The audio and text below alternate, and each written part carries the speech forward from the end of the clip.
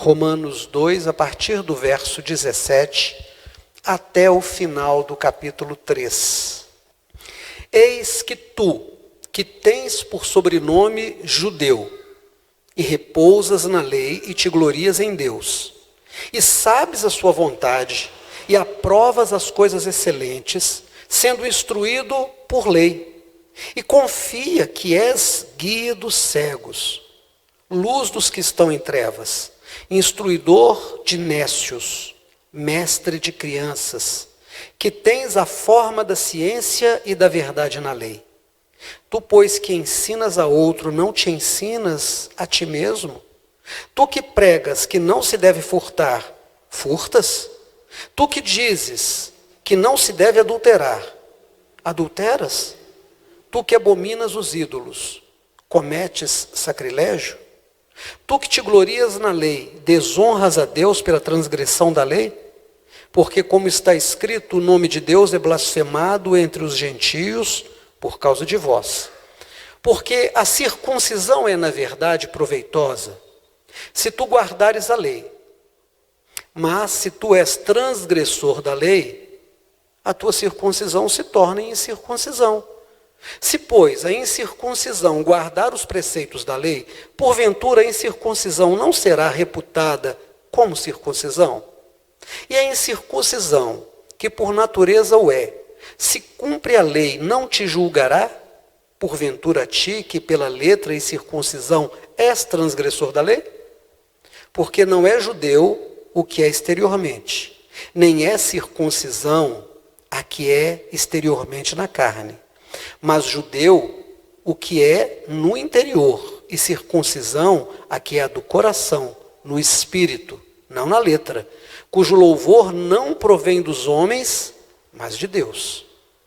Qual é logo a vantagem do judeu? Ou qual a utilidade da circuncisão? Muita, em toda maneira, porque primeiramente as palavras de Deus lhe foram confiadas, pois que, se alguns foram incrédulos, a sua incredulidade aniquilará a fidelidade de Deus? De maneira nenhuma. Sempre seja Deus verdadeiro e todo homem mentiroso. Como está escrito, para que sejas justificado em tuas palavras e venças quando fores julgado. E se a nossa injustiça for causa da justiça de Deus, que diremos? Porventura será Deus injusto, trazendo ira sobre nós? Falo como homem, de maneira nenhuma. Do outro modo, como julgará Deus o mundo? Mas, se pela minha mentira abundou mais a verdade de Deus para a glória sua, por que sou eu ainda julgado também como pecador? E por que não dizemos, como somos acusados, e como alguns dizem que dizemos, façamos males para que venham bens? A condenação desses é justa. Pois que, somos nós mais excelentes? De maneira nenhuma. Pois já dantes demonstramos que, tanto judeus como gregos, todos estão debaixo do pecado. Como está escrito, não há um justo, nem um sequer. Não há ninguém que entenda, não há ninguém que busque a Deus. Todos se extraviaram e juntamente se fizeram inúteis. Não há quem faça o bem, não há nenhum só. A sua garganta é um sepulcro aberto. Com a língua tratam enganosamente. Peçonha de áspides está debaixo dos seus lábios, cuja boca está cheia de maldição e amargura. Os seus pés são ligeiros para derramar sangue. Em seus caminhos há destruição e miséria. E não conheceram o caminho da paz. Não há temor de Deus diante de seus olhos. Ora, nós sabemos que tudo o que a lei diz, aos que estão debaixo da lei o diz, para que toda boca seja fechada e todo mundo seja condenável diante de Deus. Por isso, nenhuma carne será justificada diante dele pelas obras da lei, porque pela lei vem o conhecimento do pecado. Mas agora se manifestou sem lei a justiça de Deus, tendo testemunho da lei dos profetas. Isto é, a justiça de Deus pela fé em Jesus Cristo, para todos e sobre todos os que creem, porque não há diferença. Porque todos pecaram e destituídos estão da glória de Deus, sendo justificados gratuitamente pela sua graça, pela redenção que há em Jesus Cristo, ao qual Deus propôs para propiciação pela fé, no seu sangue, para demonstrar a sua justiça pela remissão dos pecados dantes cometidos, sob a paciência de Deus, para demonstração da sua justiça nesse tempo presente, para que ele seja justo e justificador daquele que tem fé em Jesus. Onde está logo o orgulho? É excluído? Por qual lei? Das obras? Não, mas pela lei da fé. Concluímos, pois, que o homem é justificado pela fé, sem as obras da lei. É porventura Deus somente dos judeus? E não é também dos gentios? Também dos gentios, certamente. Se Deus é um só, que justifica pela fé a circuncisão, e por meio da fé a incircuncisão, anulamos, pois, a lei pela fé? De maneira nenhuma. Antes, estabelecemos a lei. Amém. Irmãos, esse é um texto de uma construção desafiadora, porque você precisa ter um entendimento da história de Israel, você tem que conhecer a história de quem escreve, Paulo, e você tem que conhecer a história de quem está recebendo essa carta naqueles dias, que é a igreja da capital do Império Romano, Roma.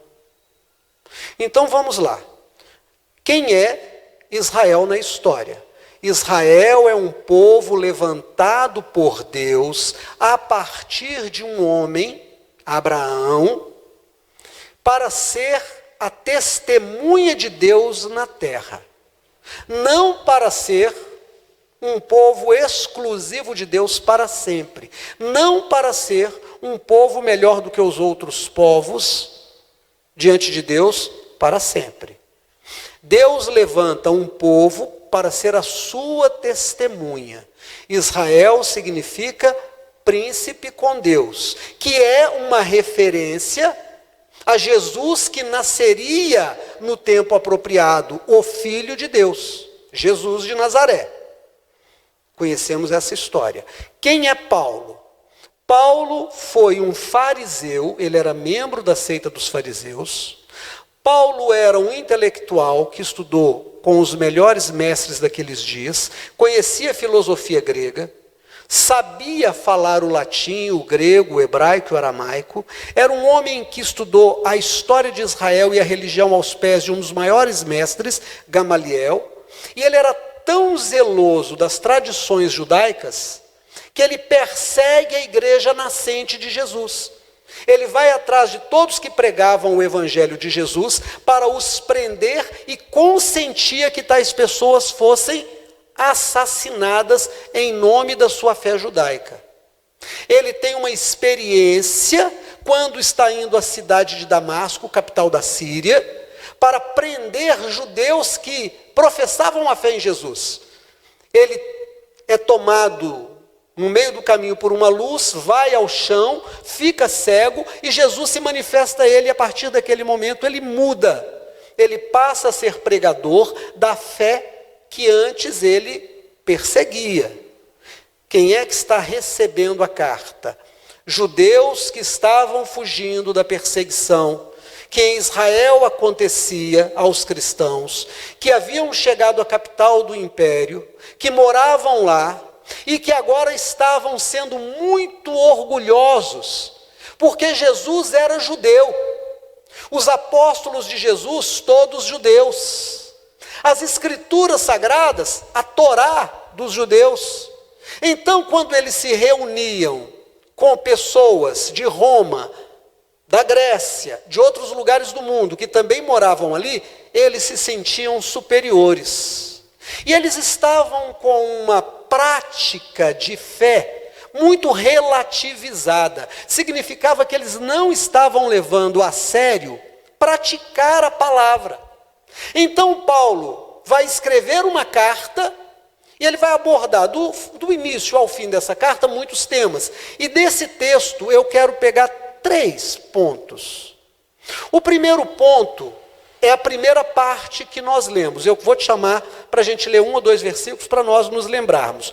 Volta os olhos, por favor, ao verso 17. Eis que tu, que tens por sobrenome judeu, e repousas na lei, e te glorias em Deus, sabes a sua vontade, aprovas as coisas excelentes, sendo instruído por lei.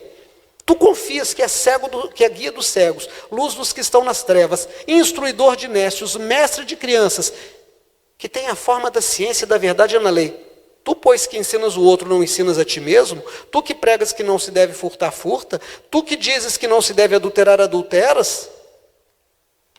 Aqui ele vai fazer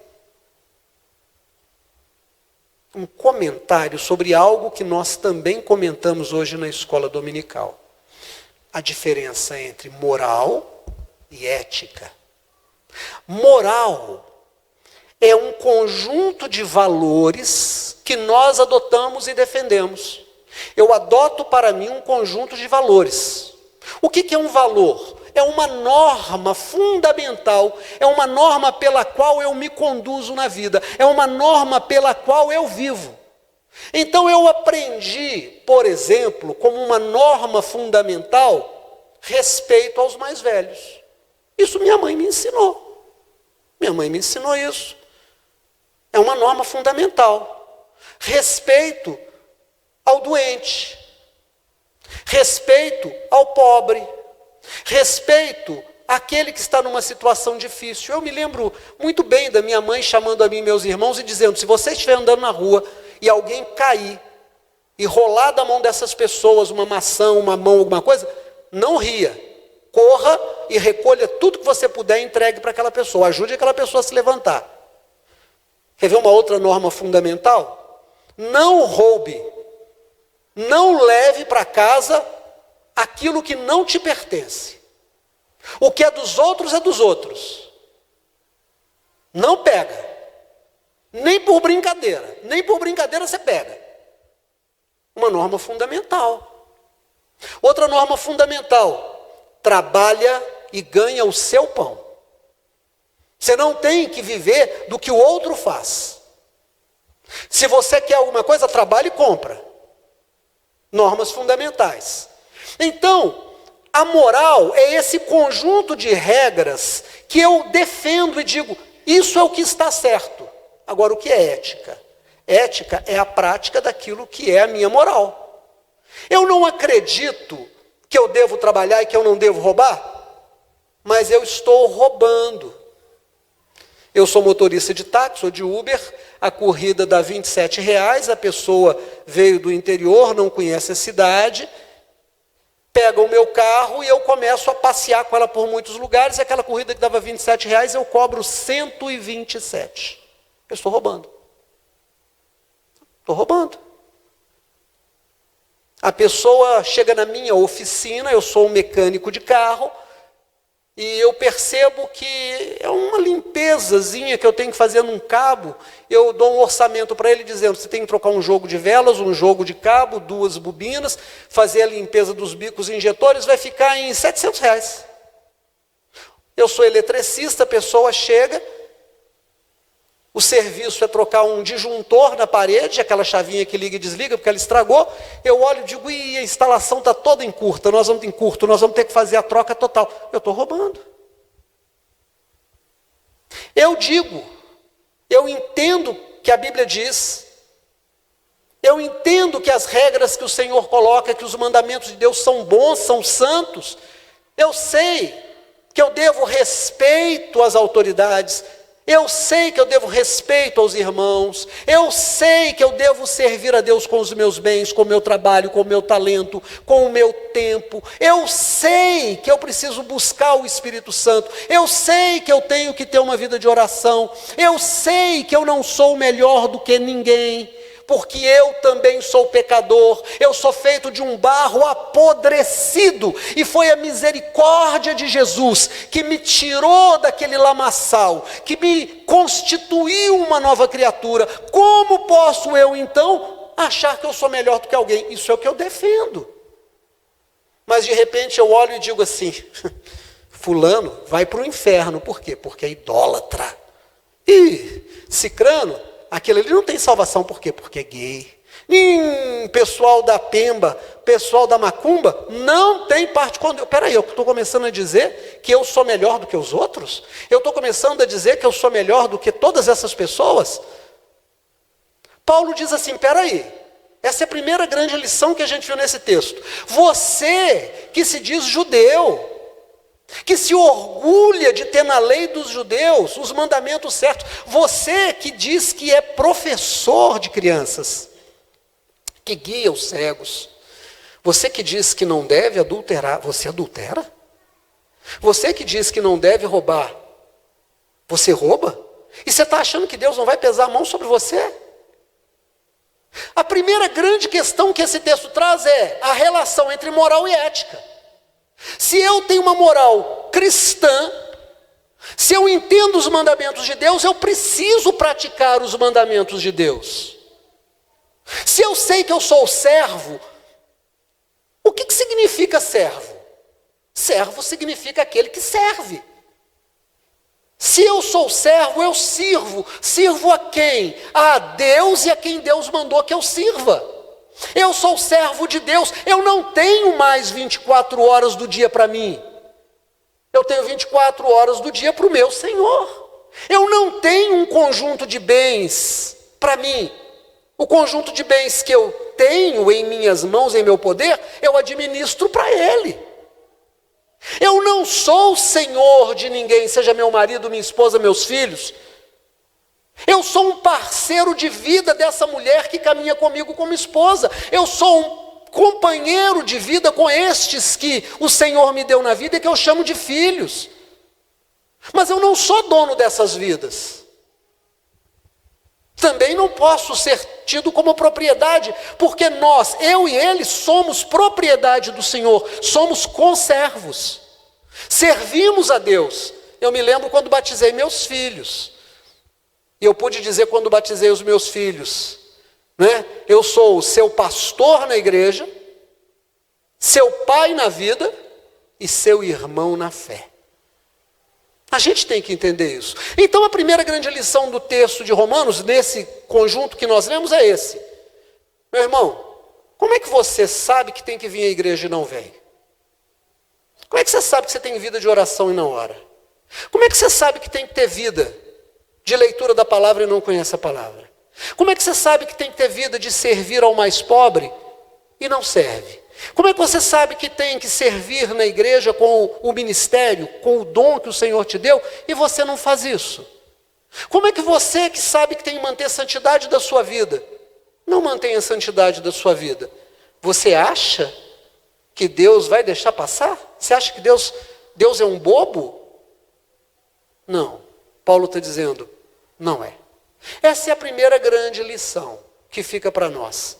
Seja coerente entre a sua moral, a moral que você diz que tem, e a prática que você desenvolve na vida. Cuidado com aquilo que você diz de você, porque você pode estar se enganando. Quando você diz, não, eu sou evangélico. Qual que é a sua religião? Eu sou evangélico, eu sou crente. Cuidado, porque as pessoas serão juízes de Deus para julgar você, porque ele diz aqui, olha, se aquele que é incircunciso age naturalmente como se fosse circuncidado, e tu, sendo circuncidado, age como se fosse incircunciso, aquele julgará a ti. Pastor, o que é circuncisão? Circuncisão era uma marca feita no menininho, com 8 dias de vida, que mostrava que ele era judeu. Pastor, traduz isso. O que isso quer dizer? Quer dizer o seguinte, você que diz que é crente, qual é a marca da sua crendice? O batismo. Quem é crente é batizado. Quem é crente... eu aceitei Jesus, já foi batizado? Já te falaram sobre o batismo? Já. Você batizou? Não, então você não é crente. Ainda não é. Era melhor que você não soubesse, que você não tivesse sido iluminado e mantivesse a sua vida lá. Mas se você já é de Jesus, quem crer e for batizado será salvo. Então qual é a marca de que você é nascido de novo? A marca nesse mundo? As águas do batismo. Você vai ao fundo da água, morreu, o velho homem morreu, o pastor tira você se identifica com a ressurreição de Jesus, é nova criatura. Mas se você que é crente, age como se não fosse, aquele que não foi iluminado, mas que traz no coração o temor de Deus, e que age como se fosse crente, ele vai julgar você. Você vai ser julgado por Deus como se fosse o incircunciso, o não batizado. E aquele que naturalmente faz aquilo que vem de Deus, em Cristo Jesus, essa pessoa vai julgar você, porque ela é coerente com a moral de Cristo. Então eu descobri uma coisa. Até aquele momento que eu conhecia Jesus, eu podia ter um conjunto de valores. A partir do momento que eu aceitei Jesus, os meus valores são outros. Não é mais o que eu quero, é o que Jesus quer. Eu estava vendo um vídeo agora à tarde, de uma moça que diz assim: ei, eu passei aqui para te falar uma coisa. Você sabe que você vai morrer? Quer dizer, eu sei, ela fala, né? Eu sei. Eu sei que você sabe, eu também sei que a gente vai morrer. Mas às vezes a gente esquece. E o que isso quer dizer? Isso quer dizer que eu preciso pensar que no final de tudo eu serei julgado. No final de todas as coisas eu vou ser julgado. Pelo quê? Pela minha ética. Lembra que o Senhor Jesus lá em Mateus 25 fala assim: naquele dia o Senhor vai receber todos, vai colocar cabrito de um lado, ovelha do outro, e vai dizer para uns assim: eu tive fome e me destes de comer. Eu tive nu, vocês me vestiram. Estive preso e doente, vocês foram me visitar. Senhor, nós não lembramos, nós fizemos isso. Quando foi que nós fizemos isso para o Senhor? A gente não lembra. Quando fizeram ao menor dos meus, foi a mim que fizeram. Para o outro grupo, ele vai falar o contrário: tive fome e não me deste de comer, tive fome, a sede não me deste de beber, tive nu, não me vestiste, estive preso, doente, não me fostes ver, não ligastes para mim. Afastai-vos de mim. Mas nós somos crentes. Afastai-vos de mim. Porque você é um crente da boca para fora, da boca para dentro de prática. Você é pior do que o incrédulo. É isso que ele está falando. Então a primeira grande mensagem é essa: seja coerente. Pastor, eu sou de Deus. O que você está fazendo domingo à noite que você não está na sua igreja? Eu sou de Deus. Por que você não está estudando na escola dominical? Ah, mas eu sou de Jesus. Por que você não é dizimista? Por que você não é ofertante? Por que você não está orando aqui com a gente? Não está intercedendo? Por que você não está visitando? Por que você não está levando a comida para os irmãos como a gente, quando a gente vai? Por que você não é novo nascido? Você já não sabe que isso tudo é parte de quem nasceu de novo? Que isso é a moral e a ética do cristão? Então, se você sabe, por que você não pratica? Você vai morrer. Eu vou morrer. Tem gente que diz: eu quero morrer com 120 anos. Pode morrer com 1.200, vai morrer. Qual que é a diferença de morrer com 100 ou morrer com 10? Tem muita. Tem nenhuma. Tem nenhuma. O que importa é como eu estou vivendo a cada dia. Bom, essa é a primeira grande mensagem. Qual é a segunda grande mensagem desse texto? Por favor, volta os olhos à palavra de Deus. Volta os olhos à palavra de Deus. Capítulo 3. Ele faz assim: logo, qual é a vantagem do judeu? E no comecinho do que nós fizemos da leitura do capítulo 2, verso 17, ele diz assim: eis que tu tem por sobrenome judeu, e repousas na lei e te glorias em Deus. E aí vamos lá para o capítulo 3, verso 9. Pois que somos nós mais excelentes de maneira nenhuma. Verso 9, capítulo 3. Pois já dantes demonstramos que tanto judeus como gregos, todos estão debaixo do pecado. Como está escrito, não há um justo, nenhum sequer. Não há ninguém que entenda, não há ninguém que busque a Deus. Todos se extraviaram e juntamente se fizeram inúteis. Não há quem faça o bem, não há nenhum só. A garganta deles é um sepulcro aberto, com a língua tratam enganosamente. Peçonha de cobras está debaixo dos seus lábios, cuja boca está cheia de maldição e amargura. Os seus pés são ligeiros para derramar sangue. Em seus caminhos há destruição e miséria. E não conheceram o caminho da paz. Não há temor de Deus diante de seus olhos. Ora, nós sabemos que tudo o que a lei diz, diz aos que estão debaixo da lei. Assim, para que toda boca seja fechada e todo mundo seja condenável diante de Deus. Por isso, nenhuma carne será justificada diante dele pelas obras da lei, porque pela lei vem o conhecimento do pecado. Bom, 2 vezes ele fala a palavra judeu. Você que está orgulhoso por ser judeu. Depois ele faz uma pergunta, qual é a vantagem de ser judeu? E ele vai dizer, muitas. Porque os judeus receberam as profecias, deles vêm os profetas, a Torá, eles são as testemunhas de Deus, eles são o povo escolhido. Ele vai dizer tudo isso. Mas depois ele diz assim, Deus a todos nivelou no pecado. Por isso a Escritura diz, não há um justo, nenhum sequer, todos se perderam. Você que está se gloriando em ter recebido a lei, e que diz, mas eu cumpro todos os mandamentos. Espera aí, o seu coração foi transformado? Será que você está cumprindo a lei apenas como uma forma de manter o seu orgulho? Porque é uma coisa interessante, sabe, irmãos? Uma vez, pastor Eustáquio, meu amigo, ou Eustaquinho, filho dele, eu não lembro qual dos dois, disse para mim assim, tem pessoas que você vai falando com ele assim, poxa, fulano é muito humilde, ele vai encolhendo. Você fala, não, essa pessoa é tão humilde, ela vai ficando, não, essa pessoa é tão boa, e ela vai assumindo o papel, ela vai vestindo.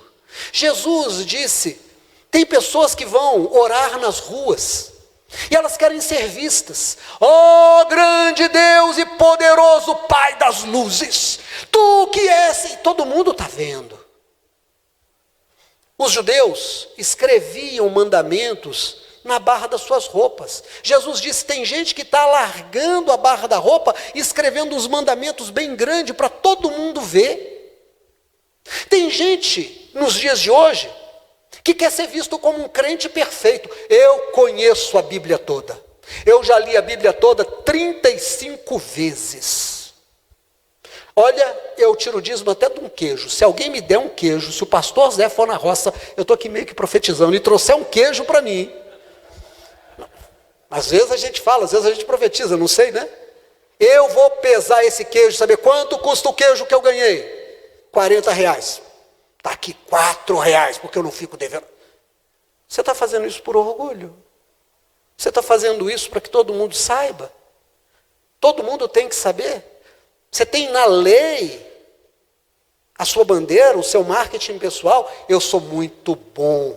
E a gente diz, olha, eu queria chamar aqui à frente o irmão, pastor, né, delegado da nossa igreja, junto ao Ministério Internacional, profeta, autor de 10 livros, você começa a fazer a ficha do cara, e quando o cara entra, ele entra quase que flutuando, porque ele está tão cheio de si, porque ele é bom demais.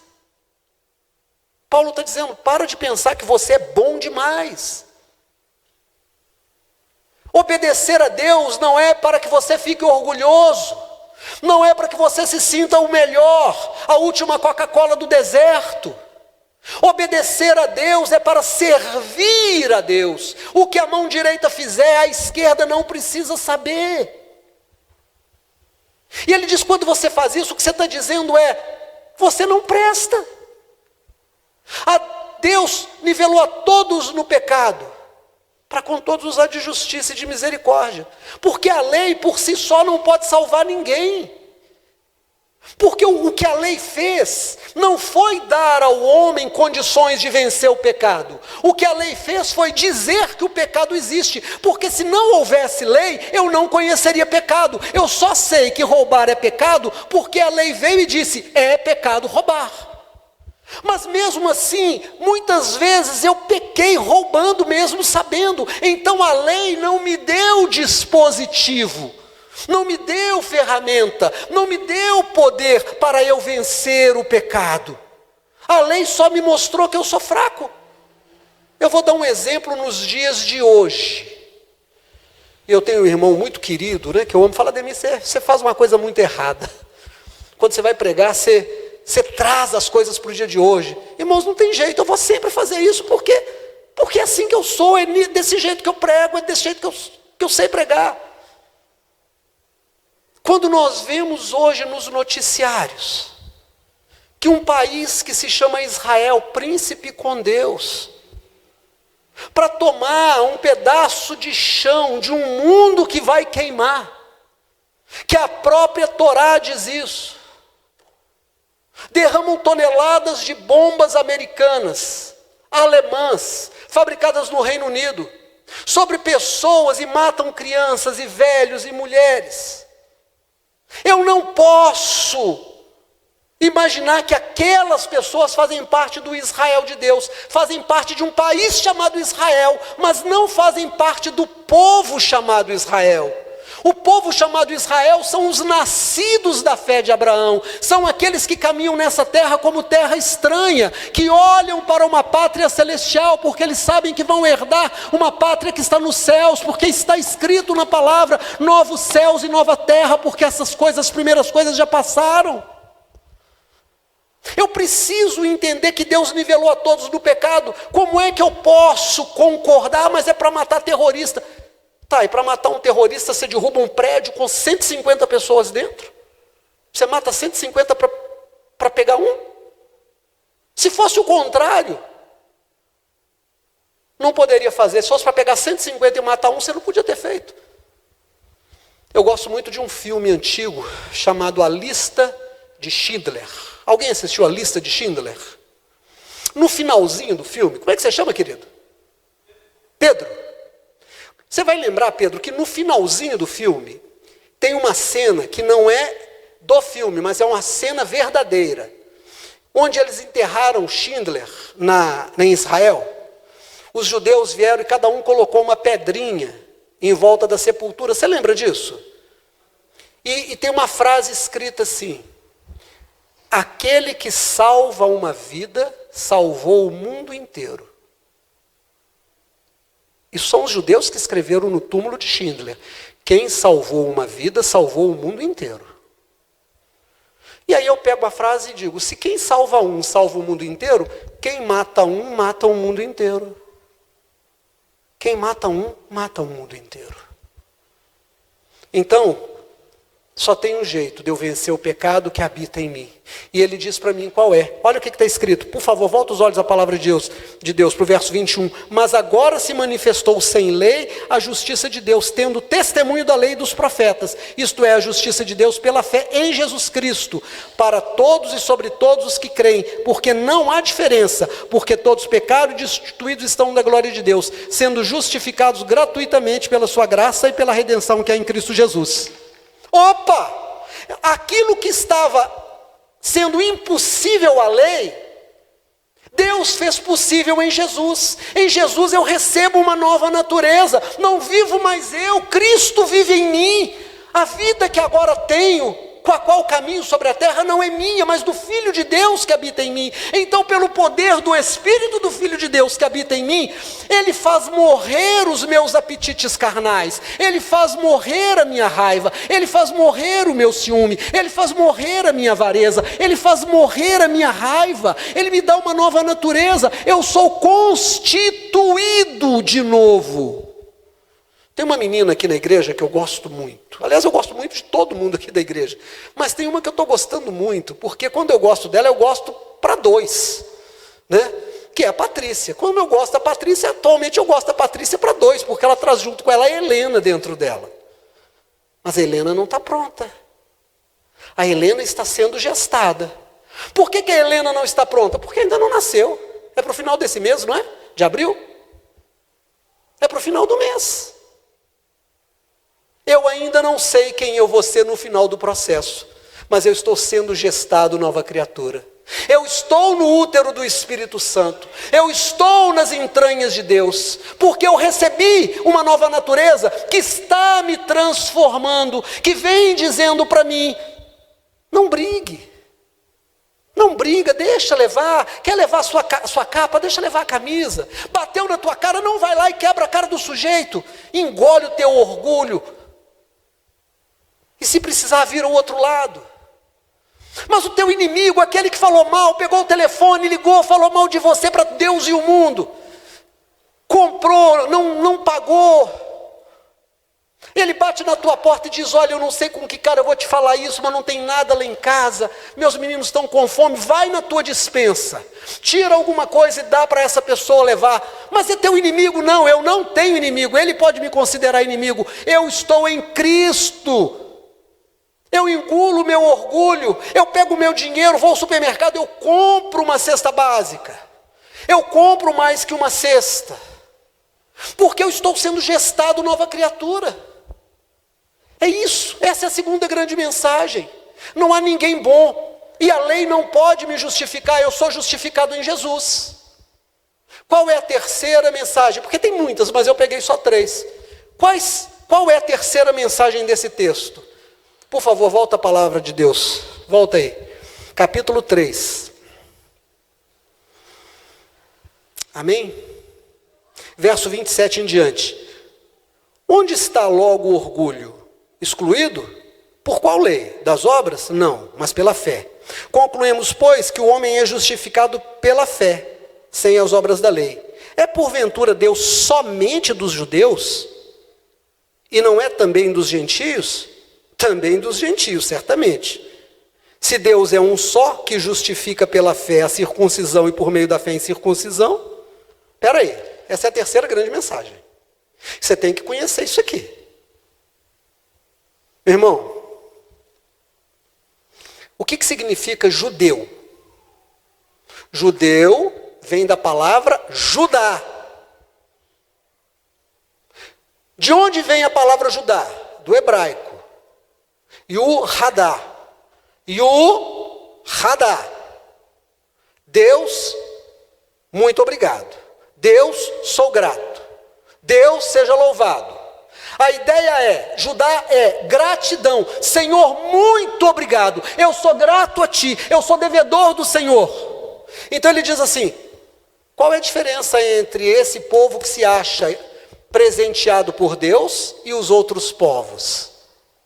Ele diz assim, nenhuma. Deus não justifica a circuncisão por meio de Jesus? Por meio de Jesus ele justifica a incircuncisão também. Não é Deus que supre a necessidade do judeu? Não é Deus que supre a necessidade do não judeu? Aí eu preciso trazer para os dias de hoje. O que significa ser judeu hoje? Ah, irmãos, como é bom ser nascido de novo. Cadê a pastora Anísia? Balança a mão para mim, pastora Anísia. Você é de Jesus? Você gosta de ser de Jesus? Quem gosta de ser de Jesus, levanta a mão. Quem é grato por ser de Jesus? Quem pode dizer muito obrigado, Jesus? Pois é, você é judeu, né? Judeu significa aquele que diz muito obrigado, Jesus. Aí ele diz assim, qual é a diferença entre você e o que não é de Jesus? Se só existe um Deus, não sou eu que estou falando não, está escrito aqui. Se só existe um Deus, quem é que cuida de quem não é de Jesus? O mesmo Deus. Quem é que cuida dos nossos irmãos católicos? O mesmo Deus. Quem cuida dos nossos irmãos umbandistas? O mesmo Deus. Quem cuida dos nossos irmãos budistas? O mesmo Deus. Pastor, o senhor está chamando todo mundo de irmão? Eu não, eu só estou repetindo. Quem está falando é a palavra. Ele está dizendo que eu não sou melhor do que eles. Eu apenas tenho os meus olhos abertos para servir a Deus de uma forma mais ética. De uma forma em que essa moral de Jesus agora é praticada por mim. Talvez aquelas pessoas estejam praticando e não saibam. Talvez elas não saibam nem desses mandamentos. Mas eu não posso me achar melhor do que ninguém. Zé do Carmo, que é esse meu irmão que vem aqui à igreja, está sentado ali atrás, né? Tem estado aqui conosco, é da igreja. Ele tem uma mãe. Aliás, todo mundo tem uma mãe, né? Você também tem uma mãe? Tem, todo mundo tem uma mãe, eu tive uma mãe. Mas ele tem uma mãe que chama Maria da Paz. Ah, Dona Maria da Paz, eu nunca vi uma pessoa que o nome parece um vestido feito para ela. O nome Maria da Paz foi feito para ela, pelo menos anos que eu conheço, e eu conheço o Zé desde que eu era pequeno, de grupo. Então eu conheço Dona Maria, como diz o Orlando, há trocentos anos. Católica,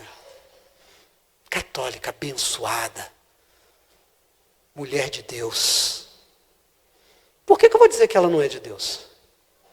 Por que eu vou dizer que uma senhora evangélica é melhor do que ela? Eu conheço os frutos da vida dela. Ele está dizendo para nós aqui, a terceira grande lição é essa. Ser judeu não significa que é melhor do que palestino.